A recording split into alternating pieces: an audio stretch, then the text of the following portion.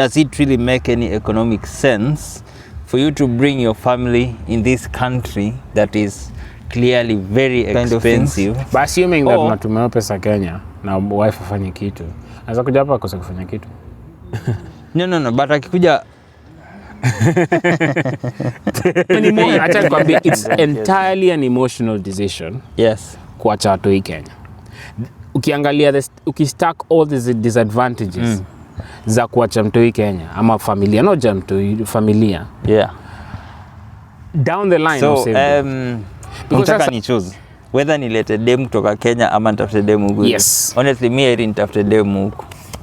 Because kwanza me I'm not that patient. The whole process, mi niko UK. Ninaenda nitamtoa face. What if demu mwenye yako huku anataka tu siasa? Another episode. And today we are going to talk about something that we've never actually covered on this podcast. Is it really, or does it really make any economic sense for you to bring your family in this country that is clearly very expensive, or you can just sit here in UK, make the sweet pounds, and then send the money to your family in Kenya? And you know, when you do that, obviously the money is going to be a little bit more because of the exchange rates. Or should you bring your family here in UK? That's your children or your wife in this country. That's what we're going to discuss. We're also going to discuss whether you should go to Kenya and get married or marry here in the UK. Welcome to another episode of this brilliant podcast that you guys are yet to name. Yeah. Greg. Remember. So what do you think? Let's say I have a wife in Kenya. Before I came to the UK, if I had a wife. You had a wife? Yes, I had a wife with a child in Kenya. And then I moved to the UK. And now I'm doing this job, and obviously, like now here in Crawley, rent, it's 1,500 for a 2-bed. That's the least that we'll need. I'm living in a shared house and I'm paying £700. Should I bring my wife and child to the UK, or should I send them the money in Kenya? Bring the child. Na nitafanya mathematically. Umesema vizuri, umeanza kuleta 500. Bring the child and the wife. Okay. The child and the wife. Umesema sasa unalipa 700 as a shared house, ndio? Yeah. Essentially kusema ni 1,200 plus bills itakuwa around 1,000. No. That's 700 inclusive of bills. Yeah, hiyo ni yako, but nasema for the 2-bed itakuwa 1,200 plus. Not 1,200. The last time I checked it's 1,500 for 2-bed. Yeah. No. Depending on the place. So to pay 1,200, 500, but I don't think it's 1,500. Okay, let's double it. 1,400, yes. Plus bills are 100, 150 maybe. Let's put it at 1,400. Plus council tax maybe around. Do we pay 1,600? So plus bills. Yeah, plus bills. Okay. 1,600. Yeah. So you need 1,600. You need 900. More. So so spoleta to kuna 900 left. So how much money are you sending Kenya? Same school fees? Because obviously Africa place school fees. Yeah. So how much? I presume to the whole 900. I'm guessing. Okay, let's say the whole 900. So that means 900 in Kenya. Ebu fungua calculator by the 900 in Kenyan shillings. So 700 is around 1,000. Yes, so that's about 1,200 maktukaya. 100 and what thousands? 100 and it could be 150,000. It's actually it could be 100 and no, bro. You're stretching. Yes, because no, 1,000 pounds. Think of it this way: 1,000 pounds is 1,000 is 172,000 Kenyan shillings. Yeah. So 900 pounds will be around at least 150k. Yeah, can be. Sawa, tuseme 150. Yeah. Sawa. Ukisema unatuma 150k every month. Yeah. That is exclusive of any medical bills, any... No. That's 150k. If I send them, that's way more than enough. And they will live their best lives. No, they won't. Because in Kenya, kuna school fees yenye itakuta nini. Well, I am not taking my child to an international school. I'm not dumb. But why not? Acha nikwambia usipeleka mtoto wako international school. Kenya school fees for nursery is more than university. Well, nitampeleka public school. Why? Why not? So now this is the thing. So unless unampeleka at a lower level, I'm not saying it's bad, but compared to ile mentality mtoto wangu, sasa umeleta mtoto wako Kenya, umeleta mtoto wangu, the amount of money you're saving in the beginning of their life, which is the most important time, mimi nimewaleta hapo hivi, nimewapea better exposure. Yeah. Wako karibu na wazazi wao. Okay, maybe before we get to that, let's talk about the money, because that's where my biggest problem is. Because me, I'm looking at 150,000. Yeah. That's more than enough for wife and child to live, not survive in Kenya, to live in Kenya. And by the way, she will not be doing anything. Yeah, I agree with you. Naelewa kitu unasema. Manasema the advantages out of 150,000 is not the same as wakiko hapa. So yes, you're not actually saving 150,000. You're spending the same. So you're spending both ways. Ndio, wakiko hapa unaspend, wakiwa Kenya unaspend. Because the idea umemwacha Kenya, why do you want to leave them in Kenya if you're going to spend both ways basi? Why? Okay. Yeah, so expense yenye nitalipa more if wakikuja huku hivi. Looking at mtoi, kuna ile mambo ya child care, because unajua ule mtoi hawezi wachwa kwa hao peke yake, lazima umpeleke day care. And I remember when I was working in the hospital, there is this nurse who said that amepeleka mtoi day care. Now for that entire day, actually it was not as long as the shift. Alilipa 140 pounds, which is more than what she earned in that shift. Yeah. So I'm looking at those kind of things. But assuming that unatumia pesa Kenya na wife afanye kitu, anaweza kuja hapa akose kufanya kitu. No, but akikuja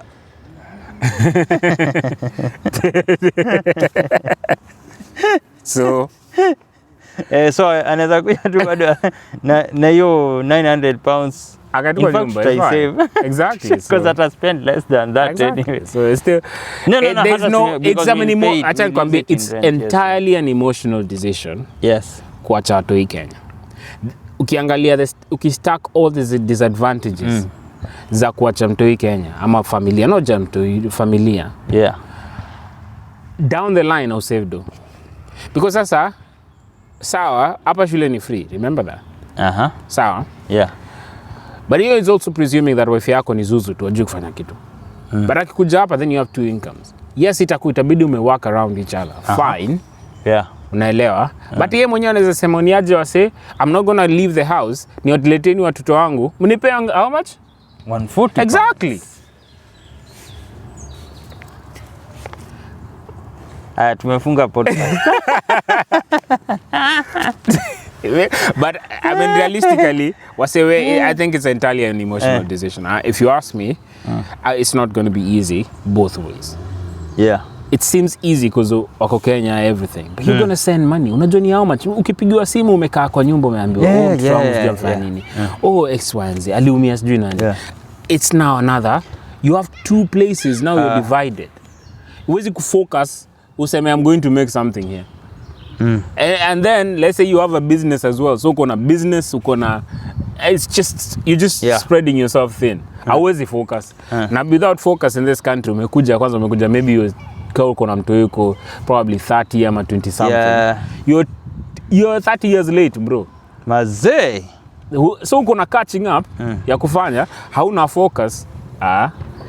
It's an entirely an emotional decision. Asijapata mzee akona compelling nini kwa sababu the only way. Yeah, because I've always thought that ni pesa ndio inaweza fanya maybe useme acha familia ibaki Kenya. Mimi nika UK alafu nikuwe na watumia do. But when you look at it, to be honest, you're not really saving anything because ule wife akiwa Kenya na unajua msee akikaa bila kazi ndio, I mean as human beings akili huwa inaharibika. Atataka more money, atataka more class, atataka the 150,000 per month will not even be half enough. Yeah. Because she's not doing anything. But if you bring her to the UK, and because now venye umesema si Zuzu, lazima akuja work, si ndio? And when she's working, but actually now when it comes to working, because I know from what's majorly happening in Kenya is that a man's money is our money, but a woman's money is her money. So you expect that if I bring my wife from Kenya to here, she's going to help me with paying the bills and all that. She doesn't need to help you paying the bills, ni sawa, but she will be. So what's her income for? Buying the things for the kids, no. Kids don't need anything. No, kianza kwenda shule, there's a lot of stuff they need. Okay, well, how what much I mean by that, I mean, the things that they need for school, I'm sure it doesn't go into hundreds of pounds. Now, this is my idea. Yeah. This is not everyone's idea, but this is my idea. That whoever, if you're in, this is a financial decision that I made, and I think some people do, but I think ni poor. Whoever is making the least amount of money, I think wanaambia Joe as well. Whoever is making the least amount of money, uo mwenye ana make your do ndo mnaishi na pesa yake. The least amount of money. Alafu the other mwenye ana make the most, you save it. Exactly. Yeah, I think so, that's a very good thing. I think that's the best thing to do, to be honest. But now that means that the two of you have to understand, because that actually means that the two of you, like nyinyi mnaletanga pesa yenyu yote inakuwa pesa moja. Si atika ka wife yako angekuwa na make more money than you, so hiyo yake ndio mna save, alafu mna save kwa account yake yenye wewe hauna access or anything. She's the one controlling it 100%. Then that is not a situation that I want to be in. So I think you would want to be in a situation yenye, if that's the case, then you guys should have access to each other's account, ama mkwe either na joint account. Like you are saving, if my salary is higher as the man, then tuna spend salary yote ya wife because yake ndio kidogo.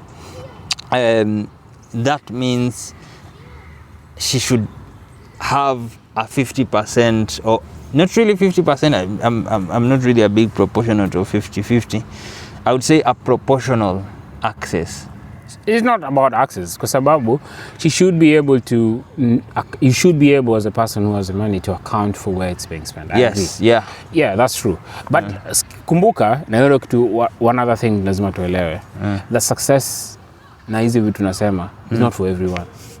Si kila mtu it's actually for very few. Exactly, comment section also ataanza kupingana. It's not for everyone. My husband, my wife doesn't help.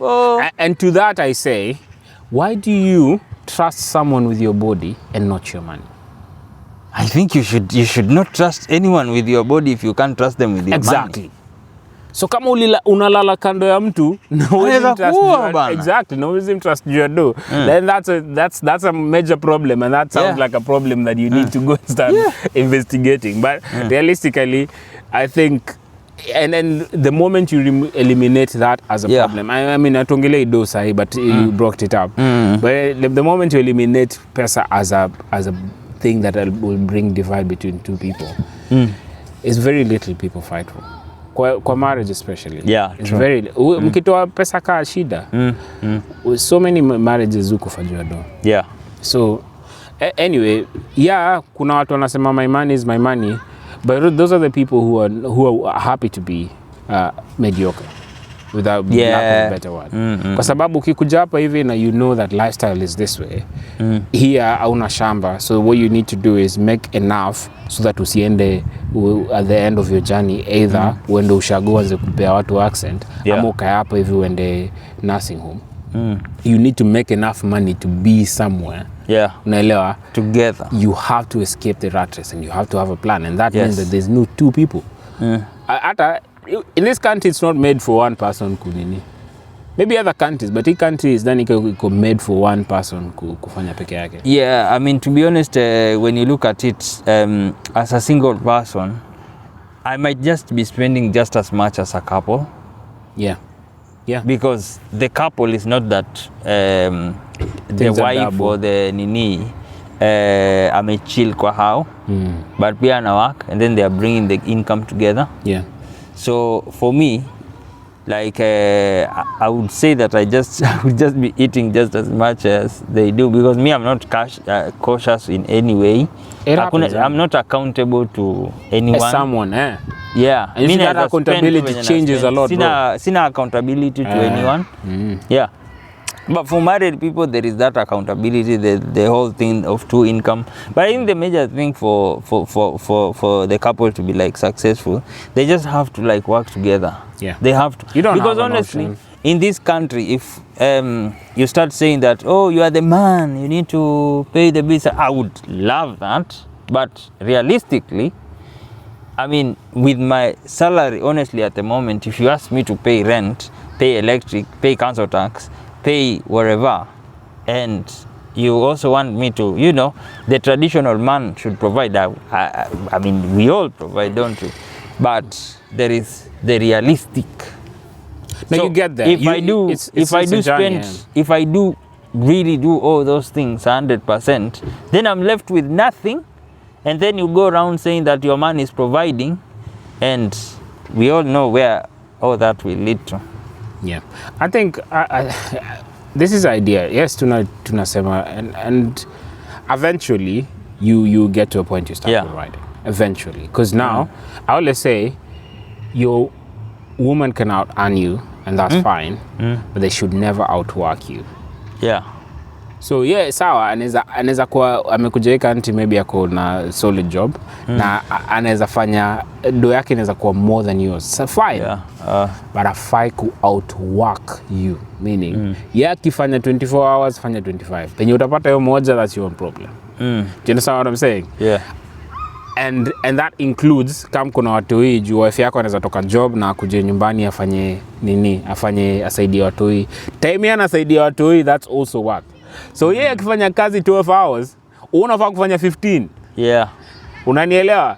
So eventually, if you work 15 hours consistently, eventually you will be providing. Yeah. Unaelewa? But realistically, ukikuja hapa at the beginning of it, lazima mwelewane, lazima kukuwe na opinion. Because you know, I've had cases of people coming from Kenya, couples, and then when they get to UK, they separate, they start fighting. People who've never been fighting in Kenya. You know the reason why? Is because when they were in Kenya, husband was paying rent, husband was paying for everything and food and everything. And then the wife was also working, but her money was her money. Husband didn't care where it was going to, because husband's money was quite enough. Yeah, it was sufficient for the family. But then they come to UK, and then husband can't pay the bill, so be like, tabidi umetoa do. And then wife like, no, but you are the man. You know, a lot of times some women, they would they attack men's ego. They are men's, not their men's egos. Be like, you are the man, you should provide for this family. You get? Yeah. And then now that brings wrangles. Bro, money is a big issue. Money is usually that's why you say the financial reasons. I think that's like the major reason for divorce and all that crap. Yeah. Yeah, and most divorces is just because you're poor. I wouldn't say it's because Jeff Bezos was divorced. But in that tax bracket, Jeff Bezos is an anomaly. So kwa hiyo tax bracket, Bill Gates? Wako divorce. Wali nini? I think there was something like that. I'm not really sure. Yeah? Bill Gates alikuwa na demo apili for a very long time. I mean, we would never understand them. You know the point. But at a certain tax bracket, divorce goes lower. It is known. Yeah, because of financial repercussions. Exactly. So at a certain nini, actually kuna wase if I get divorced right now, I'll be like, okay. Enda na fridge. Fridge ni a shared room. Exactly. So nini TV. Exactly. But I'm going to take everything away from you. What? Go with it. Nothing. Yeah, so realistically, yeah, divorce at some point. But it's a good question. Bona, some people probably, I wish we had someone who had a hard stand on why unaacha watoi Kenya. And then there's a trauma thing. Manze una imagine unasikiaga tu budako. Do you know the joy that watoi wanakuanga kwa na buda mengi? Yeah. And you're not there. So mtu anakujua tu kado. I mean, what's the purpose of having children and leaving them in Kenya in the first place? It doesn't make sense. Kuna watu wanatuma watoi Kenya, and in my opinion, I'm like, you think you're saving money. But in the grand scheme of things, zile pesa utaenda kuspend kwa therapists. I don't do you understand? It's going to be more than £50 an hour. Utafika mahali uanze kuangalia ile pesa nilitumia hiyo time. It doesn't really make sense. Yeah, because unajua tena ukituma watoi Kenya ama watoi wako kwa Kenya, wale wase wa Kenya, hata kama they are your parents or your brothers or your sister or your wife especially, or it's unlikely to be a husband, or even if it's a husband, atakukamua vibaya sana. They're bound to. They don't listen. Ayuko na wewe. They don't know your struggle. Acha nikwambie, people in Kenya, and this is one thing, and I mean, I think we agree with this. When people complain about black tax or what wanakutisha do, you have to understand that they don't know the struggle. Yes, no, they don't. Unaelewa? Hawana tu glamorous. All they see ni mtoto wetu wako UK. Exactly. And it's a better life. We don't disagree. Unaelewa? But hawaelewi that yes, but it's not as good as, I mean, yao iko for them 150k can mtu akipata 150k akona hana fixed expenses. Meaning fixed expenses zake zinaweza kuwa reduced drastically. Unaweza kwa 150k na alipe hao ya 30k. Hapo hata ya 20, unaelewa what I'm saying? Unaelewa? So your range ni very big that unaweza ukiongeza do unaweza ishi tu maisha ingine na and then it's still the same. You still have disposable income yako iko massive. Yes. But hapa is different. The fixed expenses ni mingi. It's already set. Exactly. So you have council tax, you have X, Y, and Z. Yes, you get money, but then at the end of the day, usipojipanga, disposable income is non-existent. So, but so like you said, hawajui. This is us telling them jargon. Whoever is listening to this in Kenya, kaa ni mtoi wako, whoever you're sending money to, kaa ule si mimi nilikuwa nashanga budangu ananiambia sina dona, naona pesa kwa table. I'm like, what do you mean you don't have money? Now I get it. Unaelewa? And for them it's the same thing. Or unamwambia sina dona uko UK. What are you saying? So I think so the other thing that we were to talk about, which I think is the biggest elephant it might be a flamingo. No, it's the biggest elephant in the should you now we are men here. We are men. We are not wanawake leave the chat. Speaking as men. Should you bring a wife? No, a spouse. Let's say you have migrated to the UK as a single man, and you want. Did you migrate as a single man? I did migrate as a single man. Like if you migrated like myself, now you want to get married. Should you go to Kenya and get yourself a nice girl and bring her over to the UK as a dependent, or should you look for a girl here in the UK and marry her? Because I'll tell you, that's a question to you. So you answer the question. So I'm not going to answer that question because why? You haven't done none of them? Well, I don't. It's not that I haven't done none of them. Well, I would say yes. My situation is a bit different. I mean, okay. Let's. Amekuwa stammerer. That's why this is you on the spotlight. Let's go. when you look at at going back to Kenya and getting a girl, which one would you do? Let's go with fast. No, I have to explain the reasons. Then I will tell you what I'm very likely to do, and then we'll also discuss the impact, which is something I'm very sure you're particularly interested exactly. in. Yeah. We cover for the pocket. Leoni wewe. Let's talk about this. Yeah. So when msi uko UK, single man, and unataka uende Kenya, utafute dem. Kumbuka uko na dem Kenya. Okay. So ni wende utafute dem Kenya, umingize box, alafu apply visa ka dependent akuje UK na wewe, si ndio? Yeah. There are very high chances that huyu dem ataingia box yako na akubali kukuja na wewe UK just for the fact that wewe uko UK. Na obviously unajua venye Kenya kwa Kasongo life ni tofauti kidogo. Yeah. So atakuwa anaona wewe ni kaa unampeleka heaven yeah. in some way. So you are very unlikely to get someone who is genuine. Yeah.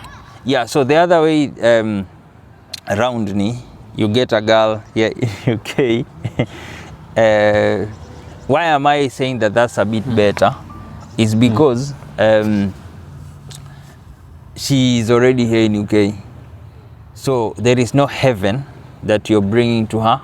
So it's very likely that she will be genuine than ule dem mwenye ako Kenya, mwenye wewe unamleta. Because we already ako hapa, already ana work, already ako na things going on with her life. So that's why I would prefer that. But again, as I always say, it can never be guaranteed. Because I'll tell you what, there are some people who have actually brought the wives from Kenya to UK after they stayed here even for years, and their relationships are actually working, and I'm sure some of you who are watching this will tell us. And there are people who have got wives in UK, and they thought that the relationship unaongelea nani ama nini? Is it personal to someone? No, it's not personal to anyone. Inaka vendetta sai. Ina sound vendetta. What are you talking about? But I'm just saying there are some people that have got wives here in UK and who were very nice and all that. But then those relationships did not end well. Yeah. They didn't end. So what are you saying? Wongu utafanya gani? You is so long-winded. No, I'm sure someone is just clicking away right now. Just say. Okay. Utachukua gani? You just being philosophical for no reason. Nini unachukua? Unaenda kuleta dem ama utakuwa hapa? So basing on that, when I'm trying to look at those options, unaleta dem ama unachukua hapa? You know, people are watching me from Kenya as well. It's fine. Na lazima nijenge jina. Excuse, ka utaleta utachukua hapa I can't choose one. You can have to choose one. I don't have to choose. Yes, you have to. Because you can't choose both. It doesn't make sense. Well, me, I would say this, and I would advise you guys as well, you men, single men. You can't advise without giving a concrete answer. Which one do you want them to use? Go for the girl in Kenya. Not in Kenya. That's not an advice. No, skills are control for everything. The one that your heart wants. No, and I'm going to push you to give us an answer. Okay. Control for everything. Is all heart wants everyone. Yeah. Izo zote. Let's say zote is constant. K constant. Yeah. Means two. Hey, kuna.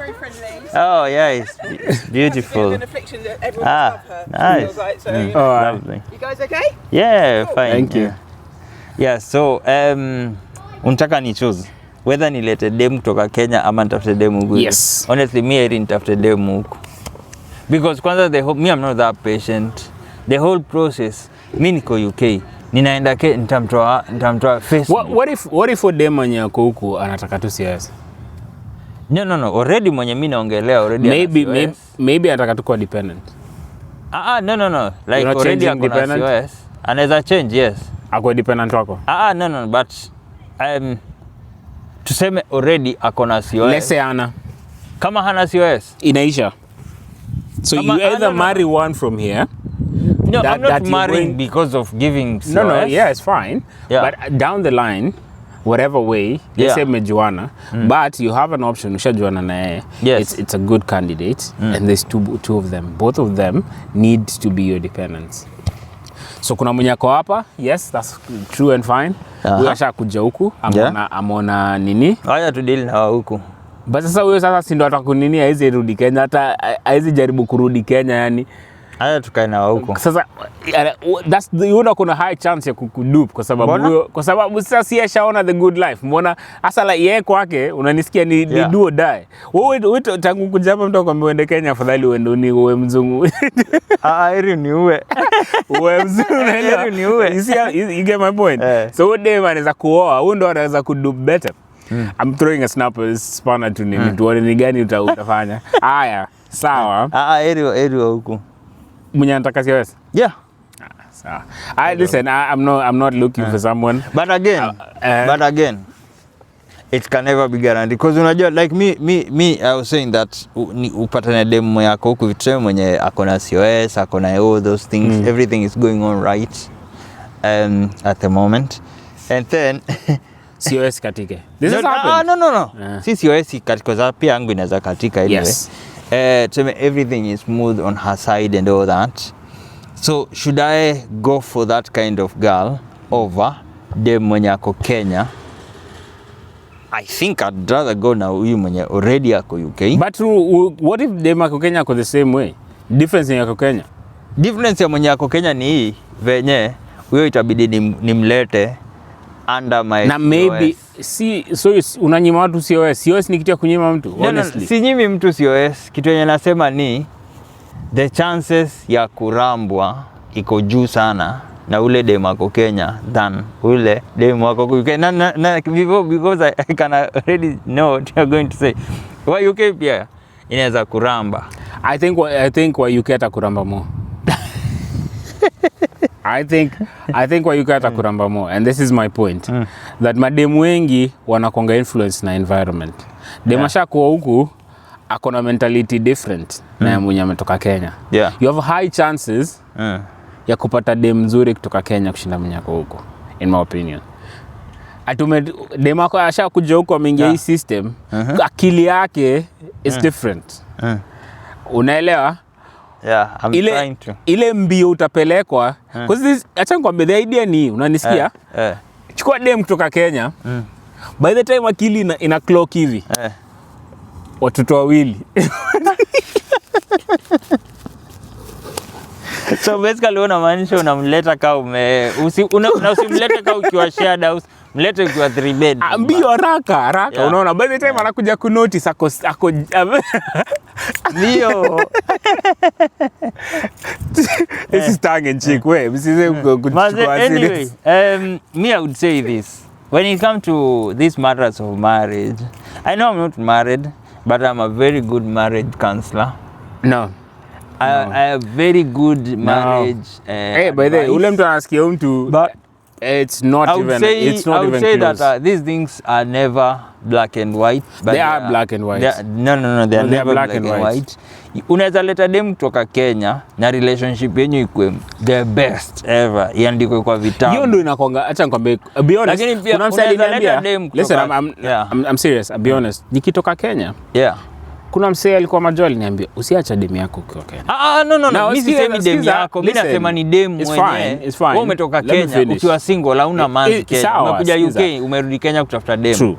Ndio nakwambia, walisema usiacha demu yako Kenya. Aliniambia huku there's no one. Si mimi nilisema, yendo sikiza, this is just me reporting.